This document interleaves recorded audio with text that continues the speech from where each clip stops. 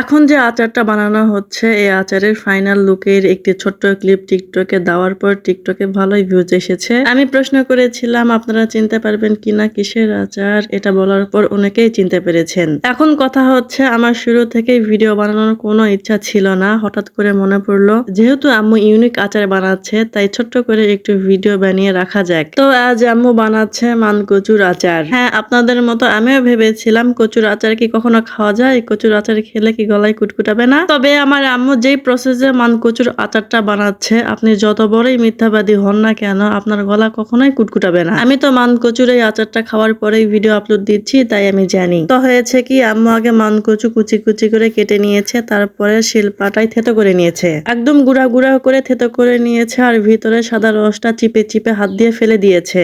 ভাই রে ভাই, এই কাজে যে কি পরিমাণের কষ্ট। প্রথমে আমি আম্মুকে হেল্প করার জন্য মান কচুটা থেতো করে দিচ্ছিলাম। 2-3 বার করাতেই হাতে এত পরিমাণে কুটকুটানি আর জ্বালা করছিল যে আমি আর পুরোপুরি কমপ্লিট করতে পারিনি। আম্মুর কাঁধে দিয়ে আমি উঠে পড়েছি, আর আমার আম্মু নিরুপায় হয়ে সবগুলো মান কচুই আস্তে আস্তে থেতো করেছে এবং সব রসগুলো চিপে চিপে ফেলে দিয়েছে, আর 2-3 দিন রোদে শুকিয়ে নিয়ে একদমই মচমচা করে ফেলেছে। তারপরে আচারে দেওয়ার জন্য শুকনা খোলাই জিরা, পাঁচফোড়ন আর শুকনা মরিচ টেলে নিয়েছে। সরিষার তেলে কয়েক টুকরো রসুন একদমই মচমচা করে ভেজে নামিয়ে নিয়েছে। তারপরে কড়াইয়ে বেশি করে সরিষা তেল দিয়ে শুকনো মানকচুগুলো ভালো করে ভেজে নিয়েছে। তেল থেকে মানকচুগুলো আলাদা করে নিয়ে একটি প্লেটে রেখে সেখানে হলুদ, পরিমাণ মতো লবণ, পাঁচফোড়ন আর জিরা বাটা, সাথে শুকনা মরিচ বাটা আর রসুন বাটা দিয়ে ভালো মতো হাত দিয়ে মেখে মেখে নরম করে নিয়েছে। এই মাখানোর পরে খুবই সুন্দর একটি স্মেল বের হচ্ছিল, মনে হচ্ছিল এই অবস্থায় একটু তুলে নিয়ে মুখে চিবিয়ে চিবিয়ে খাই। খেলেও মুখে কুটকুট করবে না বা একটুও ধরবে না। তারপরে একটি আচারের বয়ামে সবগুলো মানকচু এবং ভেজে রাখা সরিষার তেল,